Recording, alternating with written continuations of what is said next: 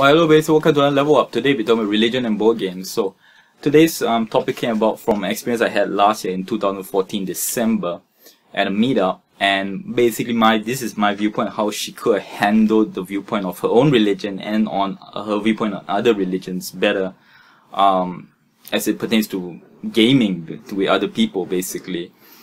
But before we begin, whenever you talk about religion in any fashion, you need to put yourself out there, and just to state that I am agnostic, meaning that I don't choose whether there is any kind of God, or I don't also choose whether there is no God.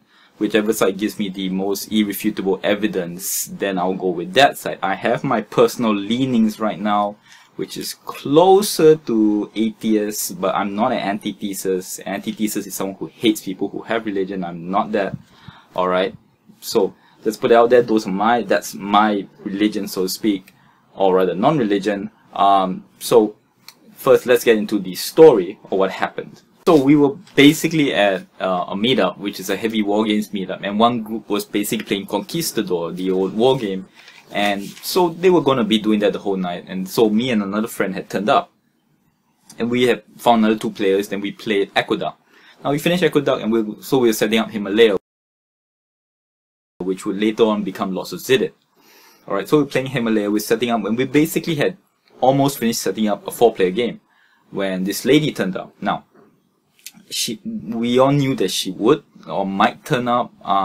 She did put attendance, alright, but she turned up 1.5 to 2 hours late. Alright, so again, with this meetup with smaller group and all, I don't think it was a good idea.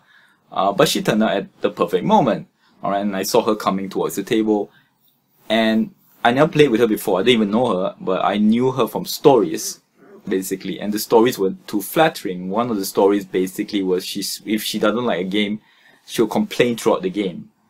Or another one, which is the worst one, which said that if she literally stood up from a game one time and just said, "I don't want to play anymore," and just walked off in the middle of a game. So when I saw her coming, was I very keen to game with her? No. But you know, I never played with her before, so it was not very good to judge, right? So she came over, and then everybody and everything just said, "Hey, do you want to? Okay, sure. If you want to play, we have an open seat." So she sat down. So when someone sits down, I like to explain the theme. And Himalaya, just for a quick one, is basically the tribes in the Himalayas, and they're trading stuff, and they have monks and everything, which help you gain control of an area, basically. So I explained that, and when I got to that part, she actually looked at me and she's like, "Oh, you mean this game is about Buddhists and monks? I don't like that. That makes me uncomfortable."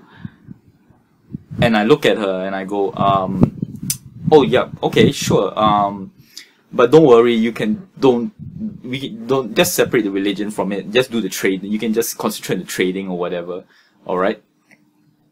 So she looks at it like, "Oh, okay," and so we continue. And then the rules were being explained after that. Now, as the rules were being explained, another thing is that as the rules were being explained, she wasn't listening. She was texting on her 2 phones, all right. And so she basically didn't know how to play the game actually. Later on when we did play, all right. But when the rules explanation was done already, and explaining again, just confirming some points about the monks and the temple control and all that, she again came in and said like, "I'm not comfortable with this." Alright, and maybe she didn't say exactly like this. This is the line that really was off. She said, "I don't like monks. They are chauvinists, and they're eunuchs, and they hate women." You know, I'm no expert on monks, but I'm quite sure that's a very basically biased way of viewing the Buddhist faith and the monks. So, you know, I look at her, and no, everybody was too nice to say anything, so I put myself out there and I said, "You know what, don't worry. If this really makes you uncomfortable, you don't have to play. No offense, really, just, it's okay, we'll play a 4-player game." And she looks at me and she goes, oh yeah, I think that's a good idea." So we start setting up for a 4-player game, and she continues to sit there. And then I turn and I go, "So are you playing?" And she keeps looking at me, and it almost, I can't confirm this, I'm not in her head, but it almost felt like what she thought I was saying was that we were going to change the game entirely to another game for her, which was not going to happen. Let's put it as that. So I looked at her and I said, are you going to play? And the thing about her is she doesn't want to make any decisions, so she kept staring at me. And in the end, we just made the decision for her and said, like, you know what, okay, just try to separate the religion from it and just play, alright? So we finished the game and everything. In the end, she enjoyed herself, and all of that. And to put it out there again, she's not terrible like the people from my Terrible Tales of Gaming Horror, which another series I do. Those are people which I definitely will not play with again, more likely than not. With her, during the game and all that, she was okay, you know. And also I had to forgive her for a lot of, on a certain level, of not understanding how to play a game even after a few turns, because I later on learned that the games she kind of plays all the time are at the highest level of complexity or Carcassonne. So, you know, I mean, during the game I wasn't constantly, like I said before, there are some people I play with which throughout the whole game just keep pissing you off. She was okay, basically. So if she sat down again, I won't be keen to play with her, but neither will it be that I'll walk away. Now, that story being done, to the point of the story, there are two things. One, if most of the time, unless you're willing to give a very detailed account of your views, especially on religion, I think the best advice is not to. Alright, the fact that she threw out the thing about the monks being eunuchs and they hate women and they're chauvinists and all, you better explain yourself, because, you know, if she had hit a staunch Buddhist, it would have been disastrous. Alright, and she probably, I'll put it out there myself to say that she's probably wrong on that point. So either you explain yourself really well or don't. Alright, and I think in most cases it's better just not to, because no one's there to listen to a theology lecture from someone with not much evidence to back it up.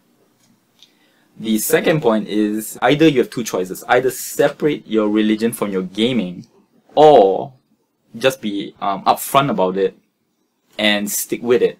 For the separation one, pretty simple. You know, just take it like, example, she was uncomfortable with the Buddhist, but just take it like mechanics, basically. You know, just playing a Euro game. Or it's a monk, just tell yourself it's a priest, basically. You know, or either just it's a piece. Or be totally upfront about it. Just say like, oh, you know what, this involves Buddhism or monks and all. I'm not comfortable with that. Just you guys carry on. You know, if she did any of those things, it would have been so much better and would reflect so much better as her as a person. I mean, having seen how she acts and her views and all that, to be absolutely honest, don't think it makes her someone that you're keen to hang out with after the meetup, basically. So those are my views and how she could have handled it better. In conclusion, just make a firm choice. Don't dilly-dally around the point, and worse, don't give your point in brief. Alright, doesn't help you or anybody really. And thank you very much. Till next word.